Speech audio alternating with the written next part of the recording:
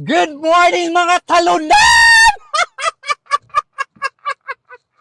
Mga DDS, good morning Philippines, good morning Tokyo, good morning world! Ayan, so ngayon, gusto ko lang ipamukha sa inyo na ang totoo talaga, talo kayo. Oo, talo kayo. Hindi nyo matanggap na nanalo si Vice President Duterte sa impeachment. Kaya ayan, pinalabas nyo si Vice Ganda para pukawin. Kasi alam naman nila na nasasaktan talaga ang mga Pilipino sa pangyayari kay Tatay Digong. But ang storya hindi nagtapos doon. Ang bottom line ng story, talo kayo!